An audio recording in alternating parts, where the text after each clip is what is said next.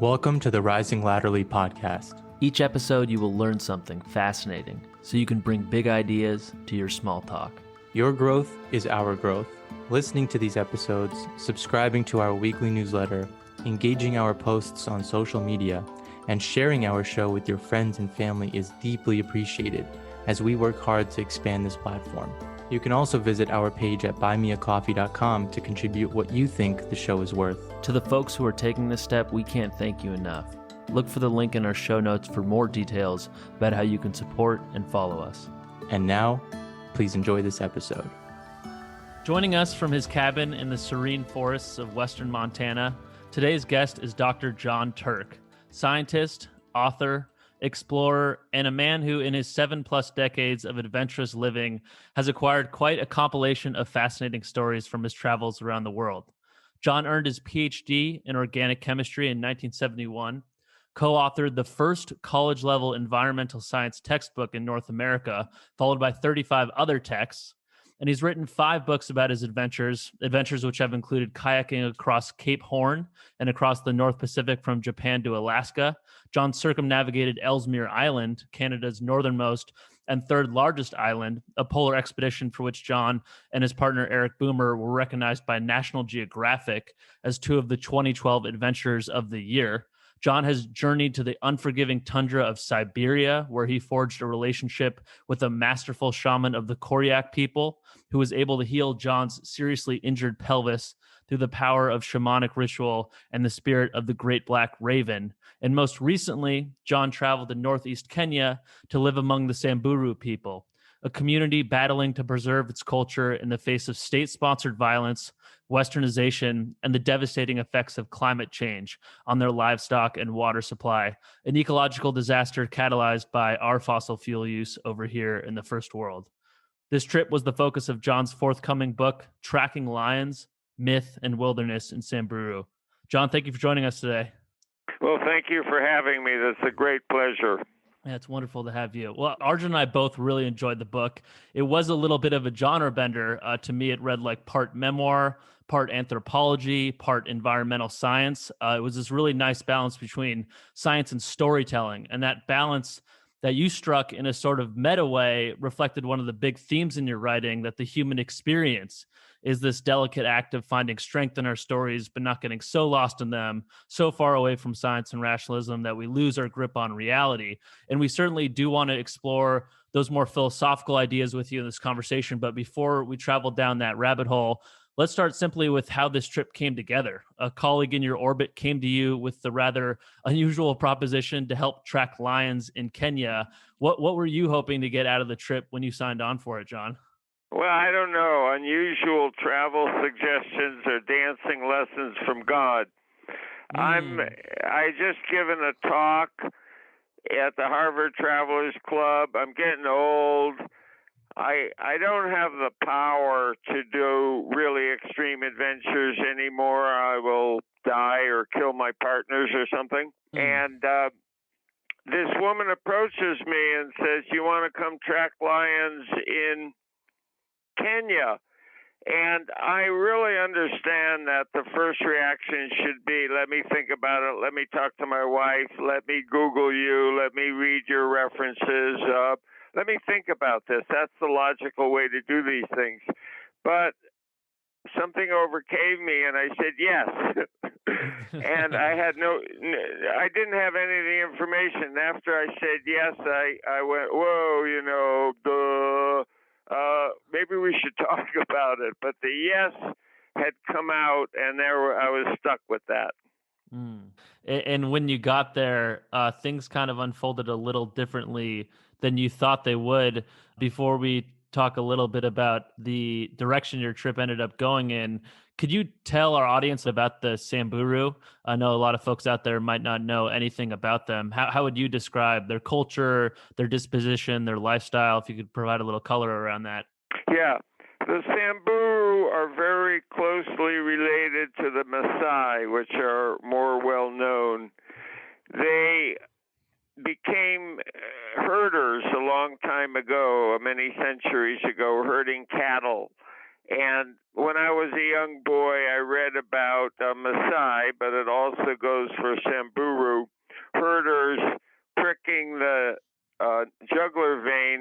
necks of their cattle and drinking the blood and gaining sustenance from that. And they live out in a semi-desert savanna on the edge of the Ethiopian border, and also close to the Olduvai Gorge, where humanity first arose in the evolutionary process. Culturally, right now, we live in a modern world. There are Samburu who go to town and go to college and get jobs as computer programmers. But at the same time, most of them, or many of them, remain in the savannah, herding their cattle, living in stick huts. A house in Samburu might be not much bigger than a king-size bed. And in there you have your sleeping arrangement and all your possessions and so on. They live in small villages of these stick huts. And in spite of this poverty and hardship, I found them the most cheery, smiley, generally easygoing people in the whole world. I'll give you just kind of one example, just kind of off the cuff. I was off at a game park one day, and when I came back, one of the young men at the camp said, "Did you see any giraffes?" And I said, "No, I didn't see any giraffes." And he said, "In Samburu, we learned not to be upset if you didn't see any giraffes today." Yeah, I remember that from the book. Yeah. Yeah, and I repeat that to myself all the time. You know, I live here in Montana. Did I see a giraffe today? No. Don't be upset if you didn't see any giraffes today. That's the spirit of the Samburu people.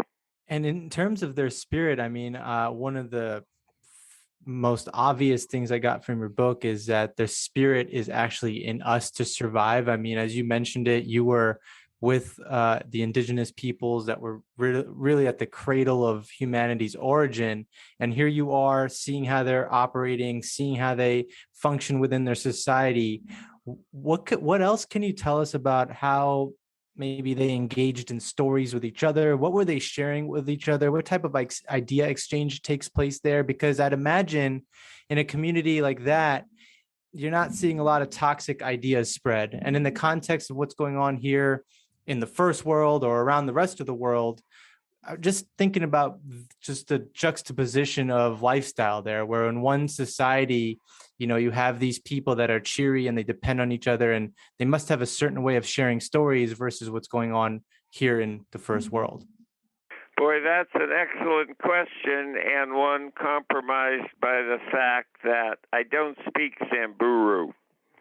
And I was in their villages and they were talking to each other, but I didn't have an interpreter, and so I missed out on some of that, or a lot of that. But there's one component of Samburu culture that to me stands out, and that's the element of giving. They are the most giving people in the whole world that I've known. So, for example, in my book, I talk about this in the Shakespearean growth of an individual, and As You Like It, they talk about these intermediate stages between being a child and being an adult. You end up as a teenager, and as a teenager, you do all these teenager things, and you're reckless, and you're pining after women and all of that sort of thing. That stage does not exist in Samburu culture. You go from child to warrior, no intermediate stages. And even the child stage seems very unchildlike to me. When I was there, a 10-year-old boy was out on the savannah all by himself with the cattle, the wealth of the village. And a lion came and ate one of the cows. And the boy, armed with a wooden stick and a wooden club, had to protect the cows in the face of this lion. And he did do that. He rounded up the cows. He brought them home. He let the lion eat the one cow it had already killed, reasoning that if he chased the lion away, it would be hungry and it would have to kill another cow. So at 10 years old, this child was a man. And once he moved from childhood to adulthood, became a warrior, he was not allowed to take anything from the village for 10 years. I was out on patrol at one point. I thought we were tracking lions. We'll get into this later. But I think actually we were on military patrol, that there were bad guys out there with guns, and we were making a perimeter of the village to see where the danger lied. And we came back to the village. We'd been out in the savannah all day. We were tired. We were hungry. We were thirsty. At least I was tired, hungry, and thirsty. And these warriors brought me to the edge of the village and stopped. They would not take a glass of milk. They would not take any sustenance. They were givers. They were contributors. They were warriors. And they passed me on. I was safe now. My safety was assured. I was going into the village, and then quietly they just dispersed into the jungle in the jungle night, and I never saw them again. So in answer to your question, because I don't speak Samburu, I missed a lot. But because I traveled with these people and were essentially on the warpath with them, or on the defense path, and I was tracking lions with them, I saw a lot, despite the fact that I didn't have the language.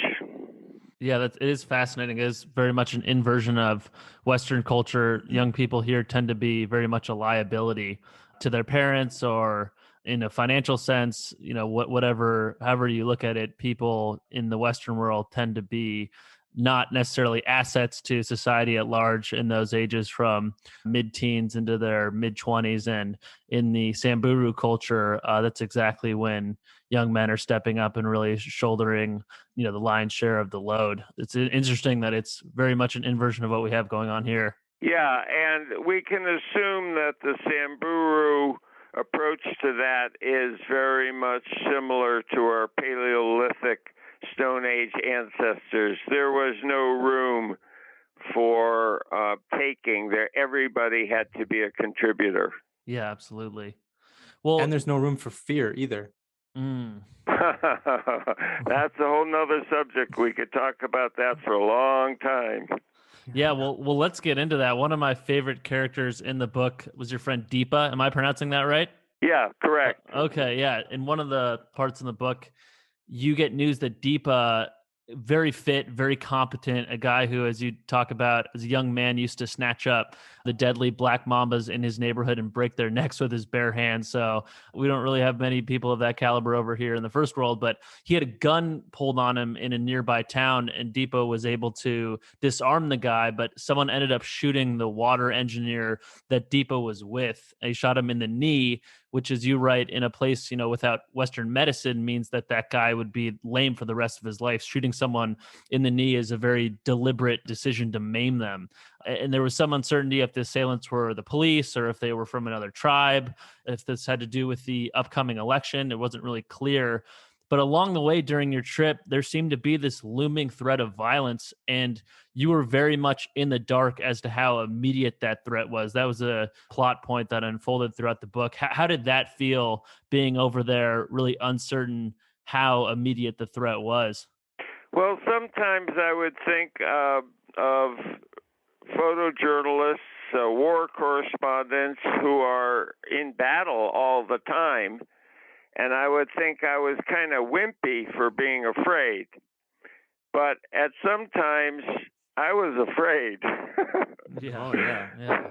So at one point, my friend Jawas, who I spent a lot of time with hiking, just kind of casually comes and tells me that I'm moving from my beautiful tent up on the hillside, exposed, beautiful scenic view of the mountains, down to a new spot. And they move me into this thicket, a big thorn thicket, and there's been a path cut into the thicket. And when I start exploring it, I realize it's not just a path, but a maze. There's one way out in, several ways out, dead end passages, all recently cut with a machete. And I moved into this middle of this thicket, and that's my new home.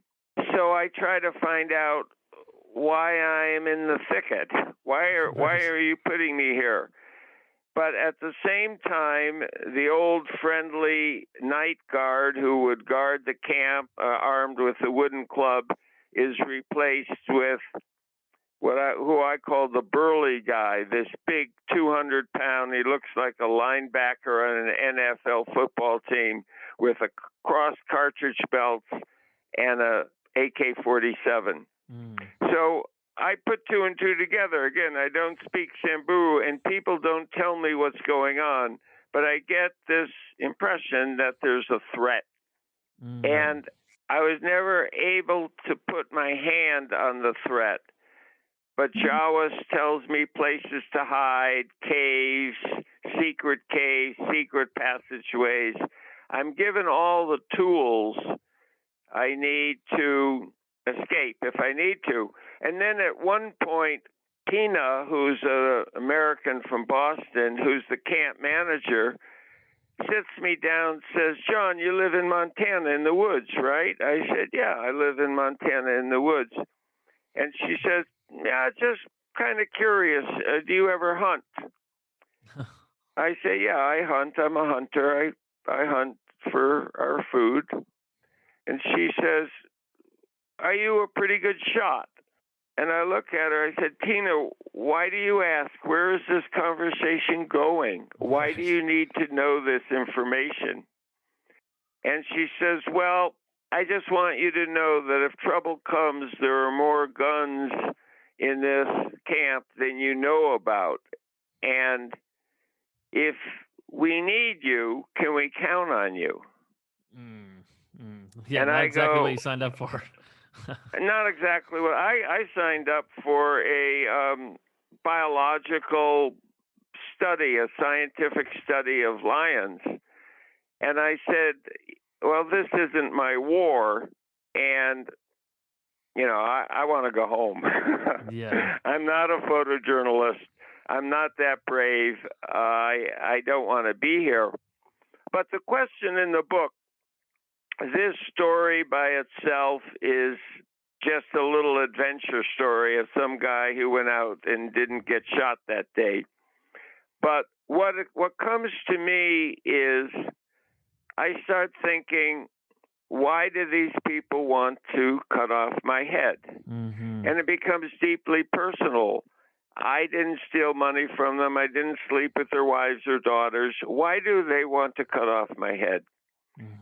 And that leads to the much greater question, why is there evil in the world?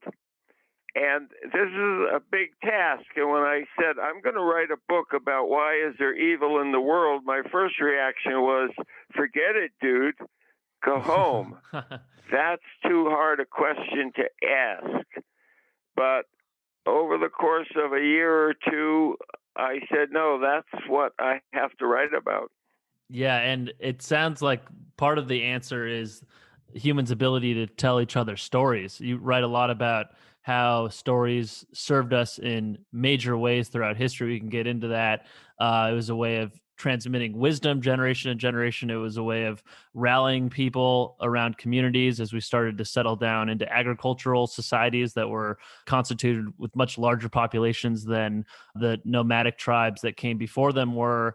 But at the same time, given our sort of weakness for stories, if the wrong people are at the helm of society telling stories that are maybe to leadership's benefit, but not to everyone else's benefit, or if they can spin it in such a way that it seems like there's some great evil out there that society needs to safeguard itself against, people can get pretty riled up about what's more or less a myth, what's more or less something that just exists in their heads. And, stories, again, critical part of what makes humans as successful as species as we are. But at the same time, they're kind of our Achilles heel if they're co-opted by the wrong people. Yeah, precisely. That's the heart of the book.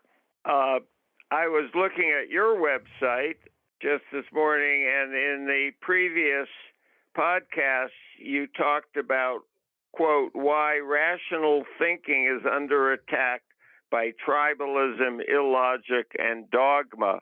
And that was your last podcast guest. So I looked at this question from a historical perspective, going back into deep history, deep Stone Age history. So somewhere around 70,000 years ago, now to put that in time perspective, Homo sapiens evolved 150 or so thousand years ago, and other Homo species go back to like 5 million.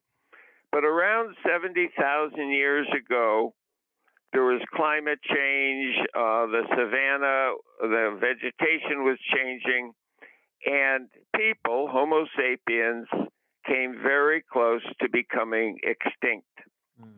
There were roughly 2,000 people left in the world. They were an endangered species. And then, right around that critical point, around 70,000, plus or minus a few, two things happened. The population exploded, and art exploded. Art became present in the fossil record. Now, it's important to understand that advanced tool technology came later.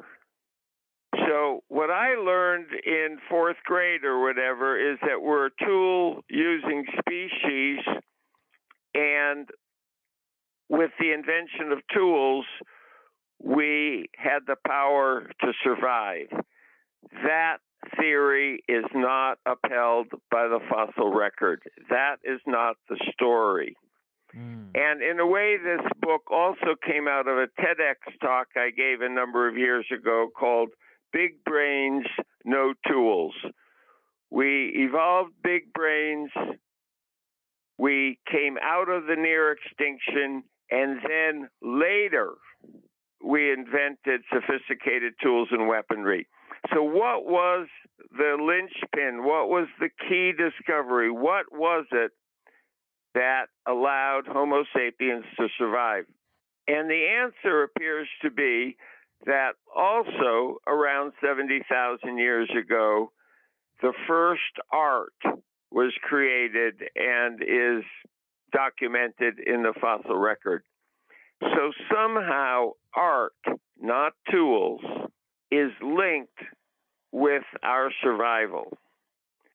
And the best explanation here is that art representation, symbolic ideas became a draw, a communal draw that brought us together and gave us this incentive, this identity, this tribalism to give us value to survive. Now, the problem now is that right now in the 21st century, people talk generally about tribalism as a bad thing. So if tribalism was a good thing, giving us power, how did it become a bad thing? And that's the question that's central to the core of the book. And in that, I'd like to say I was inspired by Harari's book, Sapiens, which introduces these topics to the world and was a groundbreaking book of ideas. Absolutely. And it's actually humbling to think about the fact that those lines on a cave wall were the start of this, something abstract, a thought that eventually led to like the iPhone or led to these hopping robotic dogs that we see that are being programmed. So it's like, one thing that I've been thinking about as a result of your book, and actually just generally speaking, but it's been pretty concrete over the last week or so, has been, what are you doing today as a human in your day-to-day activity that's not all about you, but is actually something that might spark something in the future, something that you'll never maybe even know exists. I just think it's fascinating that our ancestors probably never imagined what their descendants would become, or who, that we would have all this music, that we would have our dancing styles, that we would, try to go to Mars. I think that is just so fascinating in just the timeline of our existence. Yeah. Yeah. And evolution doesn't anticipate the future. What you do has to give you survival value in this generation. Mm-hmm. And then it becomes almost accidental what happens 70,000 or 50,000 or a million years later. And that's the crazy thing. But people started creating imagery of things that don't exist. So there's many, many examples of these. The one that I always gives me a chuckle is one of the paintings on the cave walls in France. And this was 35,000 years ago, after the original symbolic art started coming up. And it shows a man leaning back on his heels at 45 degrees, and he's being charged by a bison. Okay. But now the man has a bird's head and a giant erection. Well, nobody ever saw a man with a bird's head and a giant erection being charged by a bison. This was a myth. This was a story. And this is just so fascinating that it's what gave us our power. It's sitting around with your children, with your family, with your loved ones, and telling them stories. And Harari makes the interesting point. If you tell your tribe a story that the sun rises in the east and sets in the west, well, that's a nice story, but it doesn't set your tribe apart from the other tribe. Mm-hmm. It's too true. It's true. But now, let's say you tell a story that every morning the clamshell fights with the rhinoceros, and the clamshell holds the sun, and the clamshell wins over the rhinoceros and brings the sun into the sky and opens up and you get daylight. Wow, that's a really cool story. And those people who live across the river don't believe that story. So that makes our tribe different. That makes us special. That bonds us together. That gives us power. Mm-hmm. Now comes the bad part. And all of these ideas, there's nothing good or bad. Everything is complicated. Now, those people across the river who don't believe that the clamshell holds the sun, they're different from us. They're enemies. We can kill them and it'd be okay. So this power that gave us the power to survive, this idea of creating myth and stories and fantasy, also somehow grew into this dark power that allowed us to go across the river and kill those other guys. Yeah. Speaking of the idea of dark power, one of my favorite passages in the book was, quote, "People find it easy to believe that so-called primitive indigenous tribes in some forgotten desert or rainforest coalesce around the campfire on the summer solstice, drumming, dancing, and singing strange tales of ghosts and spirits. But listen with an open mind to politicians on the evening news or corporate lawyers or any advertisement anywhere. and you will hear far stranger tales about people, places, events, and fantasies that do not, never did, and never will exist. I think we're so normalized to the strangeness of our stories. And it's not just humans in the 21st century. I think humans at any point in history, if they're bought into a story, they don't see how dark or how absurd it might be. But now we're at a point where it's not just hundreds of people or thousands of people signing on to a mythology of how the sun and the moon function. In this sort of nuclear age, we're playing with much bigger weapons. It's not just two tribes taking each other out. It's massive global forces pitted against each other, controlling millions of people with these grand narratives.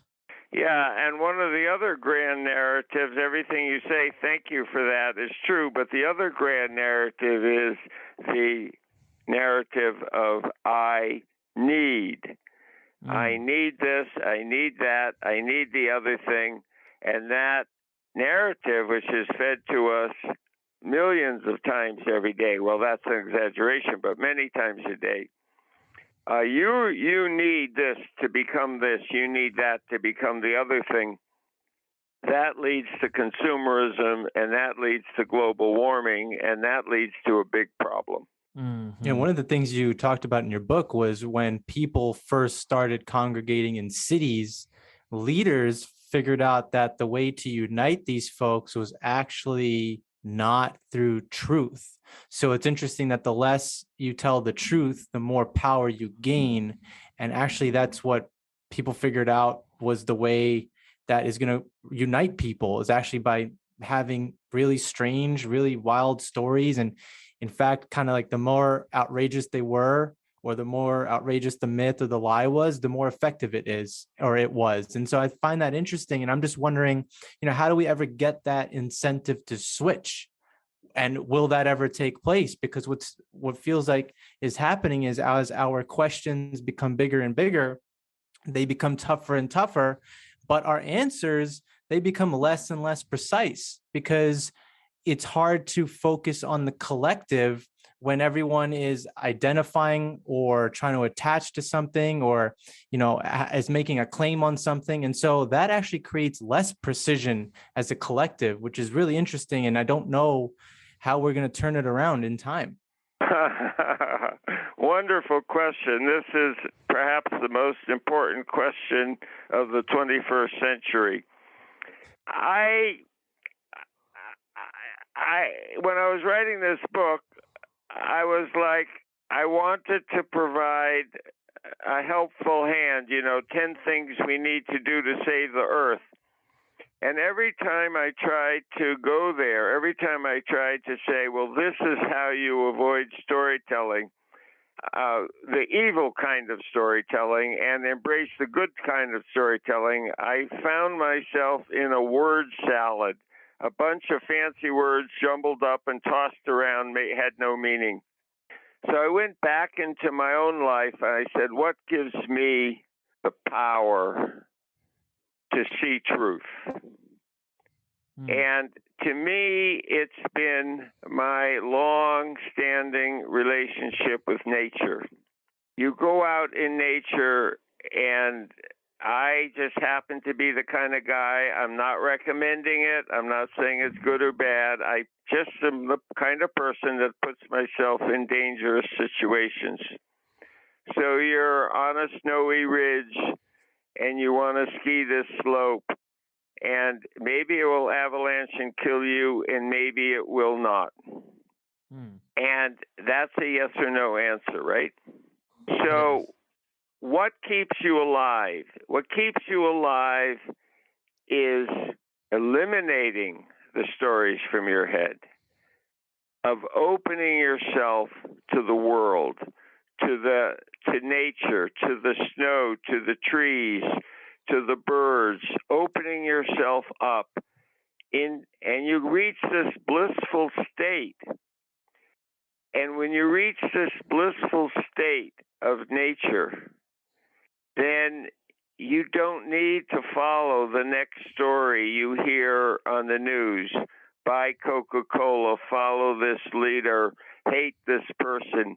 that kind of stuff ends up sounding so silly. Yeah.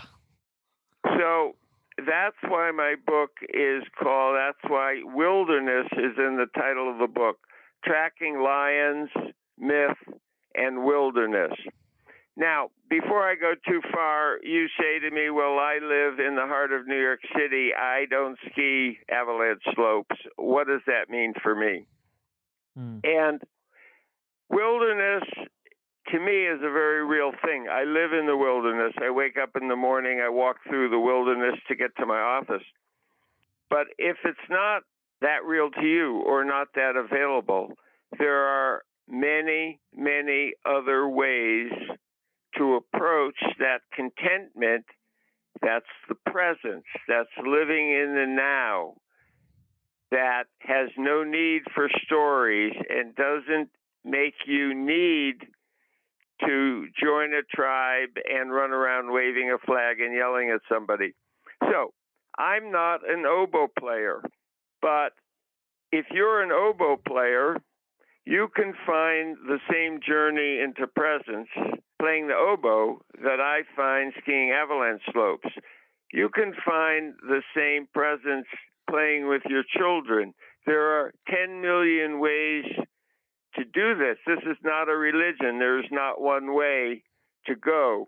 The point is to find some focus that will be so powerful and so present. A story takes you away from the presence. So let's get back into the presence. It's Eckhart Tolle, The Power of Now. It's an old idea. The more you live in the now, the more this moment is all you need, the less you're going to jump on the bandwagon and follow the next mass movement that comes screaming out on your TV or Facebook page. Yeah, no, absolutely. I really like one part in the book where you talk about dogs catching frisbees. And, dogs they don't know anything about physics. They can't even pass a rudimentary physics test. They can't calculate the trajectory of the frisbee, but they're much better at catching frisbees, getting that timing just right than humans are, even with all of our scientific knowledge. And as you write in the book, that's what you tried to find out there in the wilderness as you were sensing threats, dealing with the threat of leopards, lions, potentially other people. It's really getting in tune with your senses and finding that flow state and not losing yourself to cognition. Another part in the book, you write about the fact that we tell ourselves 2,000 short self-invented daydreams every day. So we're always running these simulations, always running these expectation models of what the future could be. And when you're in a flow state, if you're that proverbial dog chasing that frisbee, you're not lost in the mini narrative, and you don't run the risk of that mini narrative getting usurped by some other grand narrative that someone's trying to pull you into and getting lost into that. If you're pursuing, I think, flow state as many hours a day as you can, whether it's playing the oboe or being in the wilderness or being present with your family, you're going to build a much greater immune system against those narratives that want to capture your daydreaming mind and bring you along with them. Well said. Beautiful. Yeah, you have to enjoy the freedom in each of those 15-second short daydreams that you're going to have, because that's really the only time you have freedom, when the rest of your day you're tied to your job, or you're tied to your tasks, or you're tied to all the chores and the stories in your mind. Those little daydreams are your little points of freedom. Yeah, and it's all a balance. I spent in my previous expeditions and my previous work, I spent 5 years off and on in a small Siberian village with this old shaman woman born during the reign of Tsar Nicholas II. And in those 5 years that I spent in Siberia, I constantly asked, these people were of the Koryak tribe. I constantly asked, how do these people survive? It's a very harsh land. What are the elements that give them their survival? And while nobody expressed it in these terms, I it got fed to me from different ways that the power comes from three sources: the shaman, the hunter, and the tundra. The shaman, which is the spiritual side, the flow side, the journey into the now, the journey into the world of Kutka, the raven. The hunter, the person who brings home the meat, and the tundra, back to the wilderness, the foundation of it all. Now, the hunter has to live with stories. If you're tracking a caribou or a reindeer or whatever is out there that you need to eat, you need to know. You see the tracks and all the animals are lined up and moving. They're going somewhere. Then they're spread out and they're wandering about. They're feeding. Then they're lined up and they're going somewhere again. You need to tell yourself a story. They're going to a place to go feeding. They fed. Now they're traveling to some place where they can sit in the sun and chew their cud. So the hunter needs stories to be a successful hunter. You, as a breadwinner in the 21st century, you're not tracking reindeer or caribou, but in your day-to-day work, whatever it is, you need to create stories to give yourself the power to be a pragmatic person who brings home the sustenance. So there is no yes or no. Stories are good, stories are bad. It's all a yin and a yang. It's all a good and bad. It's all a balance. I can hear people out there saying, well, I can't live in the now all the time. I got to go to work and sell insurance, you know? And that's true. We recognize that. But it becomes a balance of recognizing when you're tracking the caribou and you need to find that caribou to bring home dinner, and when you're telling yourself some superfluous story that puts you as the hero and the guy over the river as the villain, and then all of a sudden you see that story happen, you go, whoa, I'm on shaky ground here.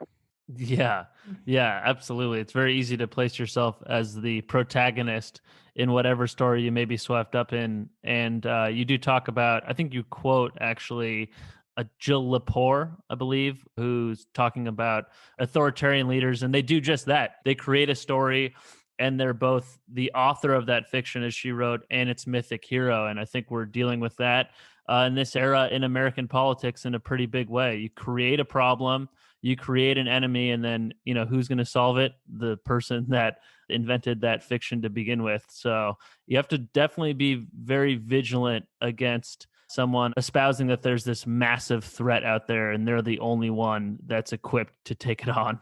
And especially if at the end of that story you're supposed to be angry. That's a real big red flag. Here's this wonderful story, and where are we going with this story? Where is the storyteller taking us? And at the end, oh, really? I'm supposed to be angry at that person. Whoa! Let's change the narrative here, buddy. John, I would like to ask you a question because you wrote science textbooks for 40 years. And so not too long ago, we had Dr. Lawrence Krauss on talking about the physics of climate change. We also had Dr. Mireille Takashima-Claremont on talking about the behavioral sustainability and some of the things that we can do there. But my question to you is this: given how much of the United States is under like an intense heat wave, all the flooding that we saw in Europe, the fact that there's fires that are literally burning around the world, all the pollution, all the waste, like where would you place emphasis on the climate change conversation? Because it seems like talking about the physics of climate change seems a little bit too late, like too little too late. And then talking about the behavioral side of things, it's as if people need a catalyst and they need convincing to change, but that also seems a little too late. So with your expertise and the fact that you've written climate change textbooks in the past, how would you want people today to engage in the climate change conversation? Oh, boy. What we need to do is have fewer people and use less fuel. That's easy. how do we convince people to do that?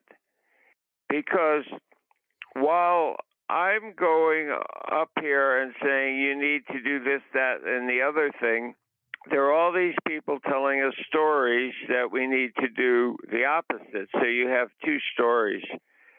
I think I know for myself, if I tell myself I have to use less fuel because I'm going to save the world, oh, yawn, man, that's a toughie. But if I say I don't want to go to town today because I have a whole lot more fun going for a walk in the woods outside my house, and then all of a sudden saving the planet using less fuel becomes a joyous thing, an entry into flow, an entry into joy, then it becomes a lot more palatable. I don't know if we can do that because somebody who's going to say, well, I like to go shopping. That's what my joy is. But Yeah. I know in my work, I give workshops and stuff, I try to help people along to open themselves up to the joy of simple existence and non-consumer existence. I know there are people going to call me a Pollyanna and say, yeah, right, whatever. But we got to start somewhere. We got to start somewhere. And I mean, I don't know how else to do it. There's a lot of people out there talking about the problem. Everybody knows the problem, what the problem is. I'm just one person living out here in the woods.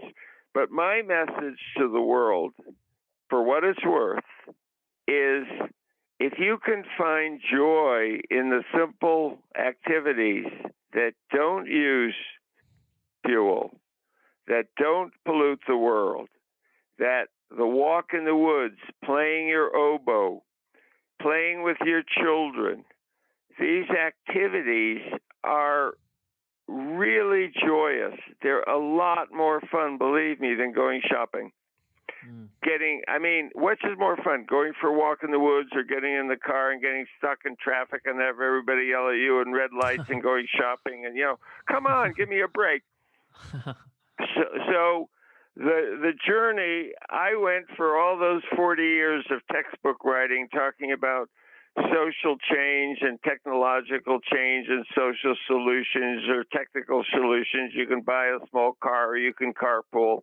And they were all very intellectual arguments. And after 40 years, I saw that they weren't working. Exactly. So my argument now is let's go on a journey of joyous discovery, of wonders that we didn't know existed. Let's open ourselves up to wonder and joy. And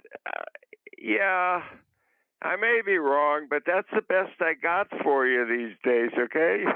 Yeah, no worries. Because the way I was thinking about it, is maybe it's just that you have to hit people with cold, hard facts. But I don't even know if that will do enough because, again, it's not something that is tangible for so many people. Like if I tell somebody that because of extreme heat waves and because of how much population we have, that there's more than 20 cities in India right now that are facing shortages of water, and that's almost 600 million people that are affected. Like that doesn't really affect a lot of people. So even if we continue to share these hardcore facts with people, there's got to be something where they have an emotional attachment to it. And that's I think where we need to go. And if we can combine joy, then that's going to be a great double whammy. Yeah, and we can't ignore the facts. I think I'm absolutely certain that the facts are important, but I think we do have to add the joy element. I live in the forest here. Our house is going to burn down to the ground one of these days. That's a fact. And there's no getting around that. And I go out with a chainsaw every spring. and I cut and I burn slash and I cut and I burn slash, and I'm 75 years old, and I bought a smaller saw because my big saw was just too heavy to lug around the woods anymore. And we do what we can, but my neighbors who are faced with the same fact don't believe in climate change. Wow. It's the us versus them narrative, an identity marker, maybe. Yeah. Exactly. It's those people across the river who believe in climate change. Ha ha ha. We don't believe in that. They're wrong. They're the other guys. It's again quoting from your website. Tribalism, illogic, and dogma wins over facts. Mm-hmm. Yeah. Well, yeah. Eventually, I think the facts catch up with the stories, but sometimes at that point, it's too late. I think if I could give my 2 cents on this whole issue, I think some of it is just in line with that idea of trying to sell people a story of joy. It's also, I think, selling people a story of gratitude or offering people a story of gratitude. One of the things that I got from reading your book, Jon, was just how much we take for granted here. The things that we see as utilities like electricity or running water or a toilet that flushes, the fact that I am able to illuminate my apartment with lights at night and I'm not just in the darkness 10 hours a day. Like we see those things as table stakes, but they are luxuries. There are millions, maybe billions of people living without them. And I think recognizing that we don't need to chase those luxuries that are going to make our lives 1% or a tenth of 1% more luxurious, like just having electricity, running water, and a toilet that flushes. That's not a Spartan existence. That's a luxurious existence by really anyone's standards across human history. Well, thank you for that. That's beautiful. Let's add gratitude. Yeah, absolutely.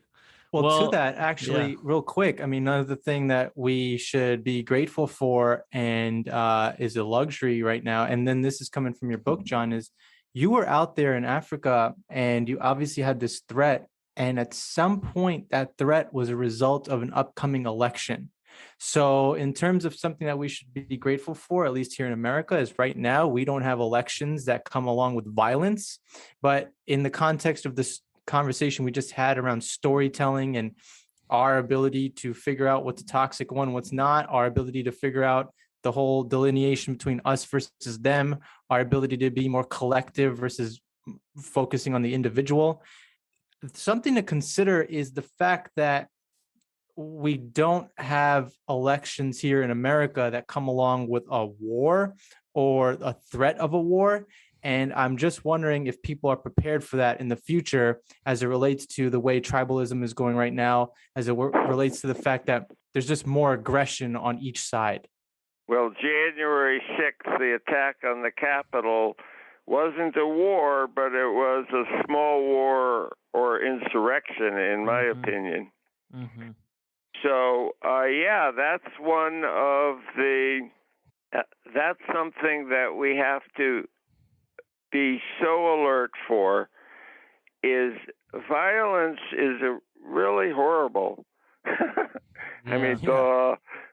But living under a threat of violence is just the most horrible thing you can live with. Looking around and thinking that there might be a person hiding in the bushes who will shoot you. Go ahead. No, I'm sorry to cut you off. I'm just saying that, and the fact that there are so many more Americans right now that are willing to kill or hurt other Americans. That is something like a sentence I thought I'd never say in my lifetime, but it's happening where it's just us versus them. And the only answer to that is universal, unconditional love. I know that makes me sound like a hippie in the 1960s standing on a hilltop promoting unconditional love. But we have to be able to disagree with that person across the river. They don't believe that the sun rises in the clamshell and not want to go over the river and kill them and still love them. And I really do think that unconditional love is contagious.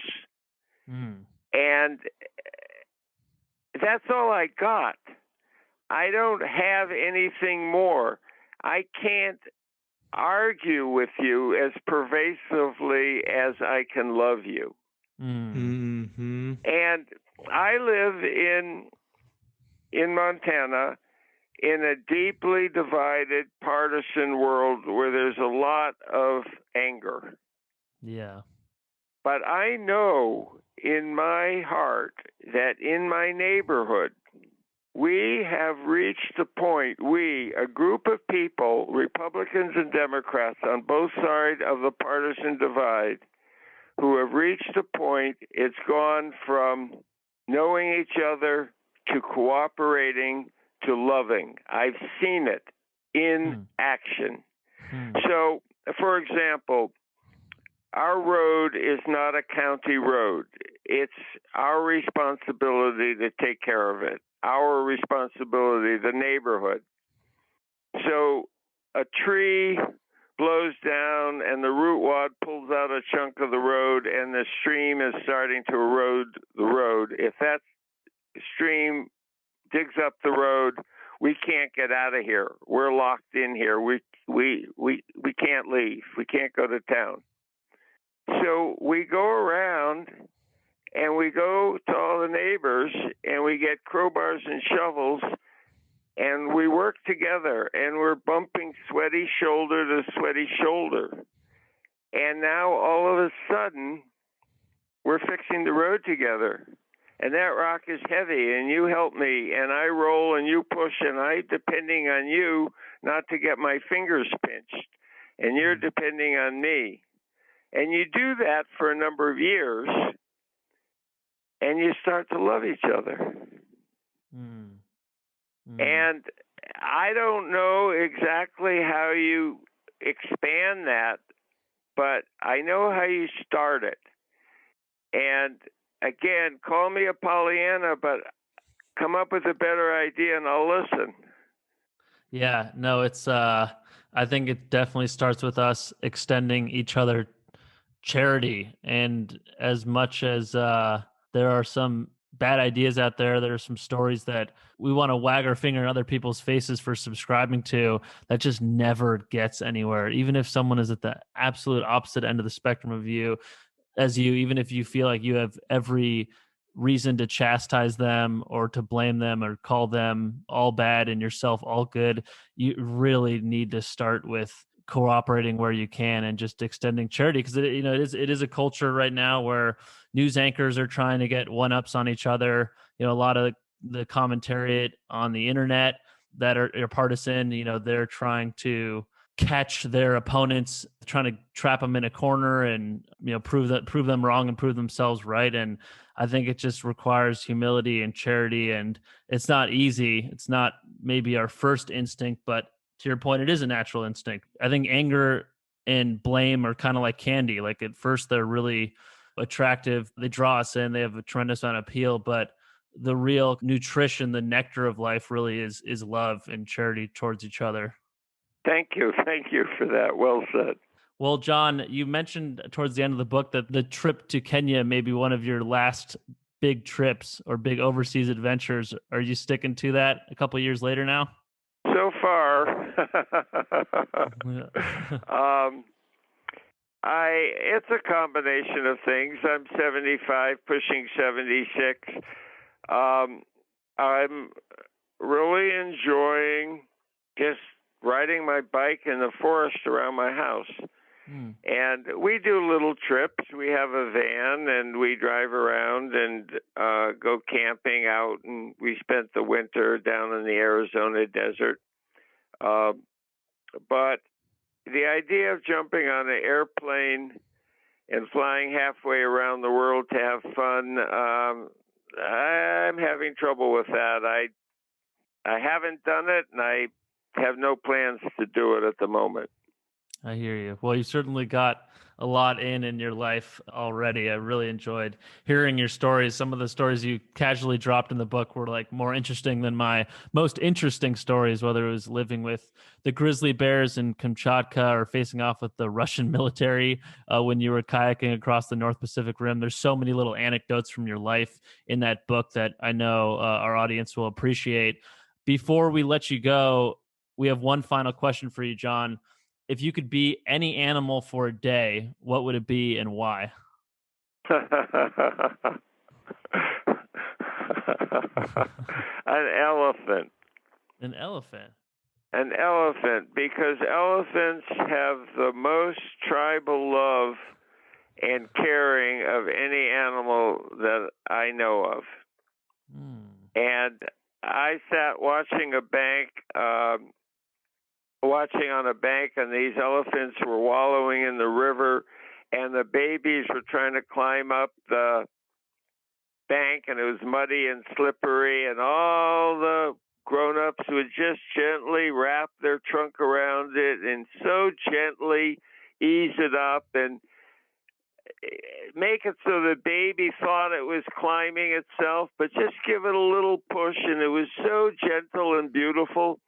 And everything I've read about elephants, they hear through the pads of their feet, and they can hear thumping in the ground from miles and miles away. And to have that degree of, to every step you take is a step on the earth where the earth is talking to you. I would love it if I could feel the earth talking to me every time I put my foot down, and if I could feel all the other members of my tribe embracing me with unconditional love and help me up the slippery bank. I want to be an elephant. That's amazing. Jon, honestly, that's crazy because I am wearing a shirt with an elephant on it. I wore an elephant shirt today. Not knowing that was going to be your answer, but given the fact that there was some facts about elephants in the book, I thought it was fitting. You obviously mentioned that they can, feel the signals to the ground. It's like they can feel that up to 30 miles away. And one other fact around elephants that I learned from your book that I thought would be worth sharing is, being the heaviest terrestrial animal, they have fat-lined columnar legs. Their legs are column-like, and they have a unique bone structure. They actually walk with their toe bones pointing downward. So in essence, they are walking on tiptoes, even though they don't look like ballet dancers. I thought that was really cool to learn as well. Wow, that's a great detail you pulled out of the book. I forgot that one. Well, there are tons more little details like that in the book. It's titled Tracking Lions, Myth and Wilderness in Samburu. It will make you think. It will make you feel. A lot of interesting insights in there and stories as well. The publication date is September 3rd. I'd recommend you pre-order now while you still can. Jon, thanks so much for being with us today. It was a great conversation. Well, thank you, Arjun, and thank you, Jay. It was fun. Thank you. If you enjoyed this episode, you can sign up for the Rising Weekly newsletter sent out each week. Every Friday, we expand on the episode with insights, recommendations, and more. You can sign up at risinglaterally.com. Thank you.